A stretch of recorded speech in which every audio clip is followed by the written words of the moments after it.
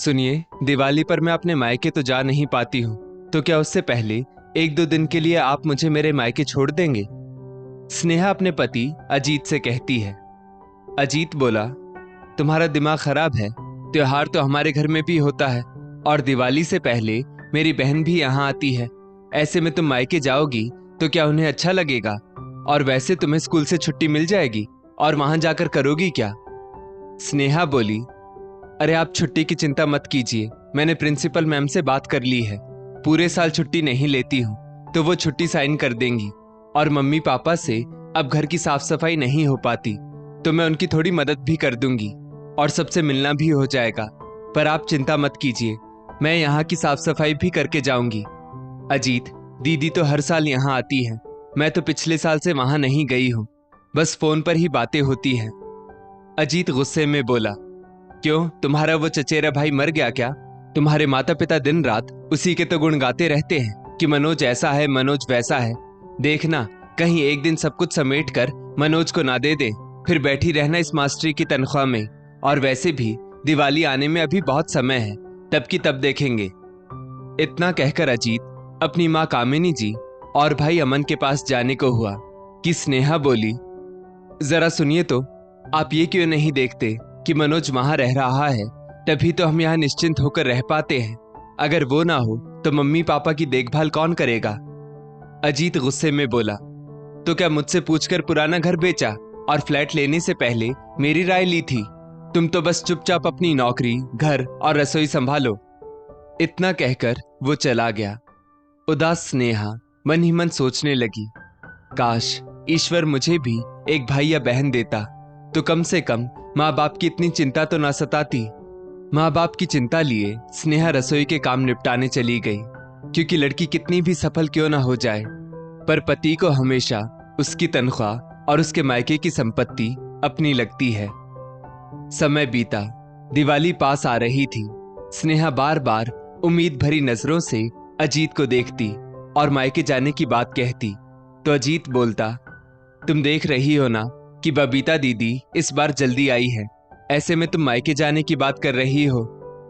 आखिरकार स्नेहा को इस बार भी मन मार के रहना पड़ा।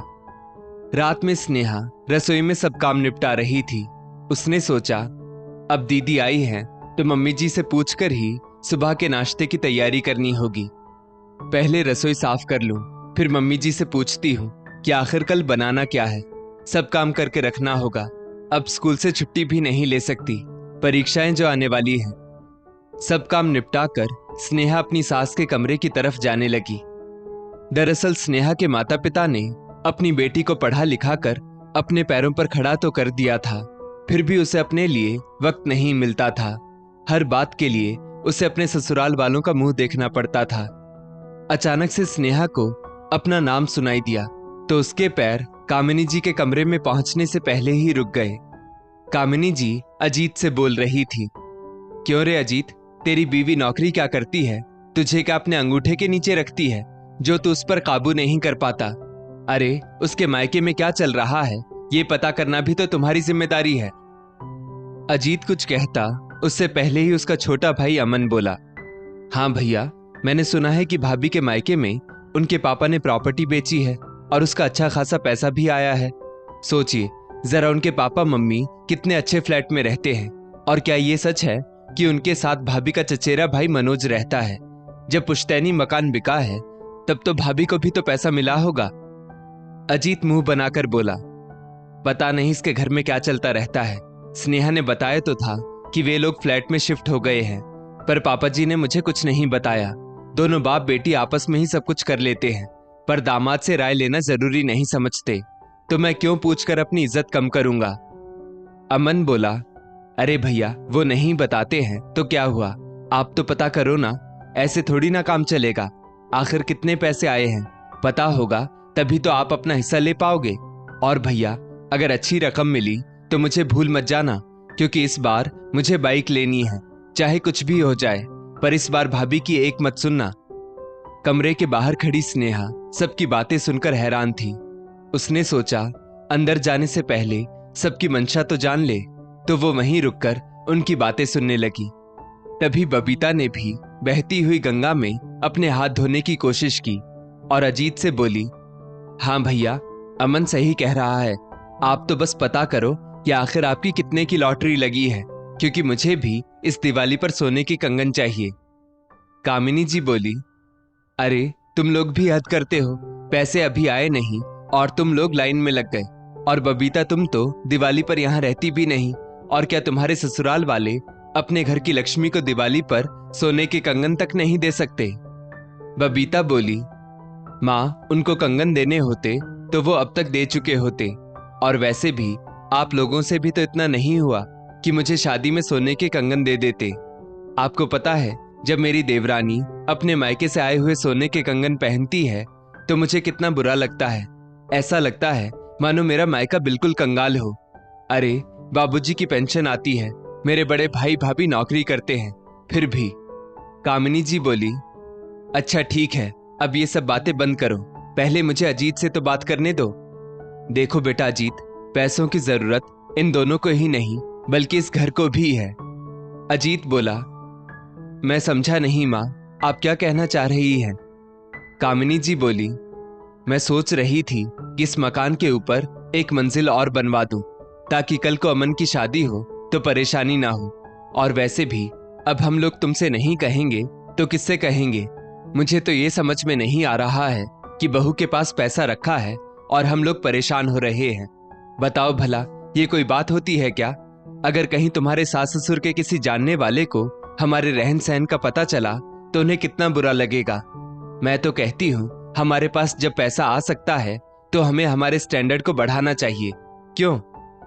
अजीत भी सबकी बातों को सुनकर सोचने लगा और बोला, हाँ माँ, कह तो आप सही रही हैं, पर। कामिनी जी झट से बोली, परवर छोड़ो, तुम्हें ये लगता है ना कि तुम अपने ससुर जी से पूछोगे तो उन्हें अच्छा नहीं लगेगा। अरे बेटा, तुम बहू से तो बात कर ही सकते हो ना कि प्रॉपर्टी को बेचने पर कितना पैसा आया। आखिर वो अपने माता पिता की इकलौती बेटी है, आज नहीं तो कल सब कुछ तुम्हारा ही तो होगा, और उनकी प्रॉपर्टी पर तुम्हारा भी पूरा अधिकार है। अमन बोला, माँ बिल्कुल सही कह रही है भैया। कामिनी जी मुंह बनाते हुए बोली, मुझे तो यकीन नहीं होता कि बहू ने अब तक तुम्हें कुछ बताया क्यों नहीं, और तो और उसका चचेरा भाई वहां क्यों रह रहा है। बेटा अजीत, मैं कह रही हूं संभल जा, नहीं तो मालूम पड़ा कि कहीं तेरा हिस्सा भी तेरा साला न ले जाए। सबकी बात सुनकर अजीत भी गंभीर हो गया और बोला, ठीक है माँ, मैं स्नेहा से बात करता हूँ। वो कह तो रही थी कि बहुत वक्त से अपने मायके नहीं गई है, तो उसे खुश करने के लिए उसे उसके मायके भेज देता हूँ, और इसी बहाने अंदर की बात भी पता चल जाएगी। अमन बोला, ये हुई ना बात भैया, अगर ये काम हो गया तो हम सबकी नैया पार लग जाएगी। अजीत बोला, सही कहता है छोटे, मैं भी सोच रहा हूँ कि ये नौकरी वोकरी छोड़कर खुद का बिजनेस ही शुरू कर लूं। आखिर कब तक लोगों की जी हुजूरी करता रहूंगा और अपना मन मारता रहूंगा। चलिए ठीक है माँ, मैं बात करता हूँ स्नेहा से कि आखिर कितने पैसे आए हैं, और उसे खुलकर मुझे सब बताना ही होगा। आखिर मैं उसका पति हूँ, मेरे सिवा उसके माँ बाप का है कौन इस दुनिया में। पति की बात खत्म हुई कि स्नेहा उल्टे पैर रोते हुए अपने कमरे में आ गई। उन सब की बातें सोच सोच कर उसका सिर दर्द से फटा जा रहा था, तो वो दुपट्टा माथे पर बांधकर बैठ गई। अजीत कमरे में आया और बोला, अरे ये क्या, तुम सिर पकड़कर बैठी हो? खैर छोड़ो, तुम कह रही थी ना कि तुम्हें मायके जाना है, चलो इस बार मैं भी तुम्हारे साथ चलता हूं। स्नेहा बोली, क्यों, आप मेरे साथ क्यों चलोगे? और अचानक से मुझे मायके भेजने का विचार कैसे आया आपके मन में? अजीत बोला, मेरे सिवा तुम्हारे माँ बाप का है कौन, तो मुझे वहां की भी सारी जानकारी तो रखनी ही पड़ेगी ना। आखिर कब तक इस नौकरी से अपनी ख्वाहिश पूरी करूंगा। अजीत को एहसास हुआ कि बोलते बोलते वो गलती से वो भी बोल गया जो उसे नहीं बोलना चाहिए था। स्नेहा बोली, अब आई आपके मन की बात आपकी जबान पर। कितने लालची हैं आप लोग, जब देखो तब बहाना बनाकर मेरे मायके से पैसा निकलवाने के लिए मुंह खोले बैठे रहते हैं, जैसे आपने ही पैसे कमाकर मेरे माँ बाप को दिए हो। याद है ना, जब भी मेरे मम्मी पापा को आपके घर वालों की जरूरत पड़ी थी, तब आप लोगों में से कोई कभी भी उनके साथ नहीं खड़ा हुआ। अजीत बोला, अरे मैं दामाद हूं, ऐसे कैसे? स्नेहा बोली, सही कहा आपने, आप दामाद हैं, पर अगर आप भूल गए हैं तो याद दिला दूं। आपके कहने पर पिछले साल बबीता दीदी की शादी में भी पापा ने अपनी एक एफडी तुड़वा कर आपको कर्जा दिया था, जिसे आपने अब तक नहीं लौटाया है। आपने तो एक बार भी नहीं पूछा कि पापा जी आपको पैसों की जरूरत है या नहीं। अजीत बोला, अरे वो तो उतनी रकम मेरे पास आई नहीं है, वरना तो मैं दे ही देता। वैसे उनकी खातिरदारी में हमने कभी कोई कमी छोड़ी, और उन्हें पैसों की क्या ही जरूरत थी। स्नेहा बोली, जरूरत नहीं थी। अभी जब 4 महीने पहले पापा को हार्ट अटैक आया था, तब तो आप में से कोई उनकी सेवा करने नहीं गया। मेरी मम्मी की हिम्मत टूट चुकी थी दौड़ भाग करते करते, और उस वक्त अगर मनोज नहीं होता तो ना जाने क्या हो जाता। अजीत बोला, तुम्हें अपने चचेरे भाई का वहां साथ रहना याद है, पर ये याद नहीं कि मैं भी तो रोज उनसे मिलने जाता था। स्नेहा बोली, हाँ आप आते थे ना, शाम में थोड़ी देर शक्ल दिखाकर फिर वापस आ जाते थे। एक बार भी आपने ये पूछना मुनासिब नहीं समझा कि पैसों का बंदोबस्त कैसे हो पाया, जबकि आप अच्छी तरह जानते थे कि पिछले साल ही पापा रिटायर हुए थे और प्रॉपर्टी के नाम पर उनके पास बस वही पुश्तैनी मकान था।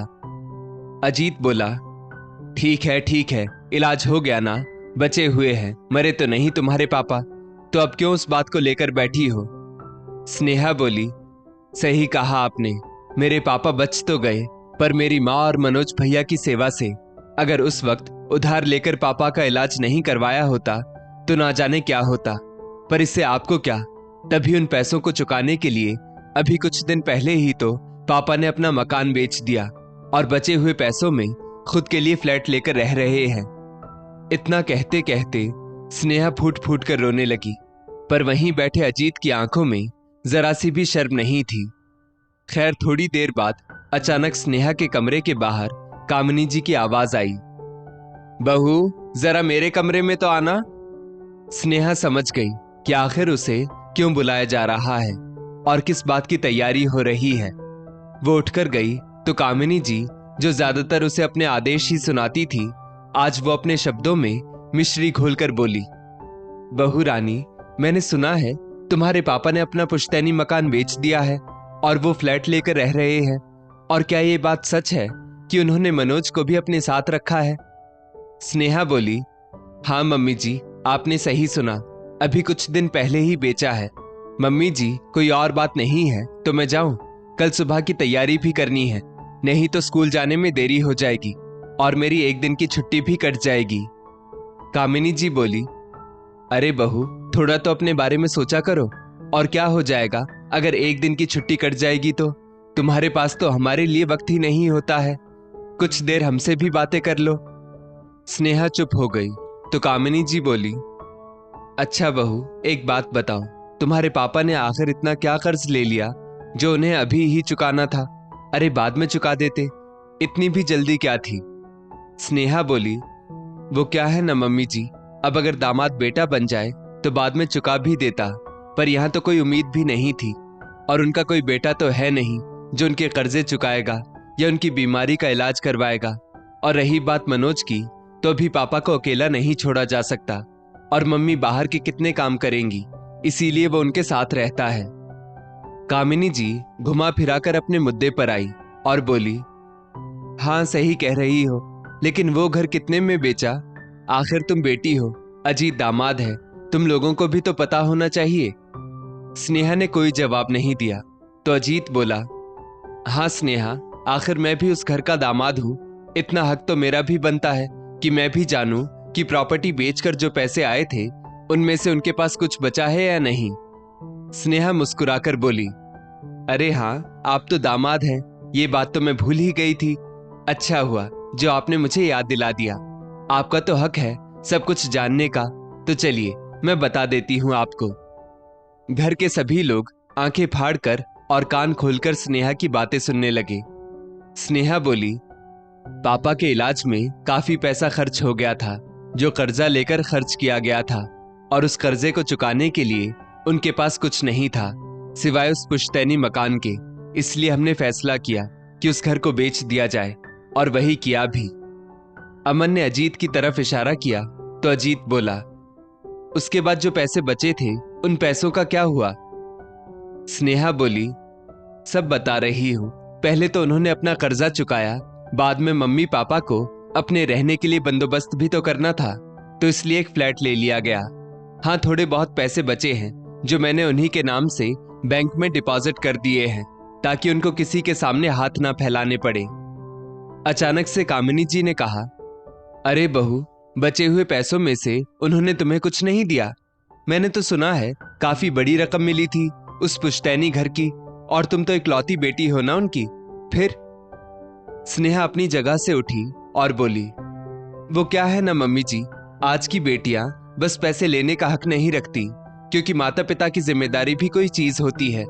अब जब जिम्मेदारी मनोज भैया निभा रहे हैं तो मैं उन पैसों के बारे में कैसे सोच सकती हूँ? आखिर मैं आपकी बहू हूँ, आपकी इज्जत का कुछ तो ख्याल रखूंगी।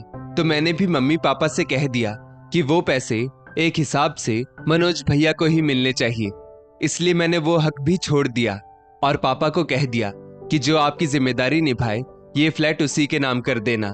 कम से कम आने वाली पीढ़ियों को कुछ तो सबक मिले। मैंने ठीक किया ना मम्मी जी? स्नेहा की बात सुनकर कामिनी जी के साथ साथ उनका पूरा परिवार बुत बना रह गया। अपनी बात पूरी करके स्नेहा अपने कमरे में जाने लगी तो अजीत बोला, अरे तुम्हारा दिमाग खराब हो गया था, तुम ऐसा कैसे कर सकती हो? तुम्हें पता भी है तुम्हारे चाचा जी का बेटा मनोज लालच में तुम्हारे माँ पापा की सेवा कर रहा है। स्नेहा बोली, काश लालच में ही सही, वो कर तो रहा है, तुमसे तो वो भी नहीं हो पाया। अरे कम से कम तुम मेरे माँ पापा की सेवा करते तो आज मुझे अपने चचेरे भाई का एहसान ना लेना पड़ता। जब हक की बात होती है दामाद फट से बेटा बन जाता है, पर जब जिम्मेदारी निभाने की बात होती है तो दूर दूर तक वही दामाद नजर नहीं आता। छोड़ो उन बातों को, अभी कम से कम उनकी सेवा तो हो रही है और मुझे मेरे माँ पापा से अब कुछ नहीं चाहिए, क्योंकि उन्होंने मुझे इस काबिल बनाया है कि मैं अपने दम पर अपने लिए कुछ भी करने का साहस रखती हूँ। एक और बात कहूँ, मेरे माँ बाप ने मुझे हमेशा यही सिखाया कि दूसरों के पैसों पर नजर नहीं रखनी चाहिए, अपनी मेहनत की दो रोटी में और जितना अपनी किस्मत से मिले उसमें ही खुश रहना चाहिए। अपनी बात पूरी करके स्नेहा अपने कमरे में चली गई और वहां मौजूद लालची रिश्तों के लालची सपने टूटकर बिखर गए। दोस्तों, इस स्टोरी को लेकर आपकी क्या राय है? नीचे कमेंट करके जरूर बताइएगा और ऐसी ही और भी बेहतरीन वीडियोस के लिए हमारा पेज जरूर फॉलो करें।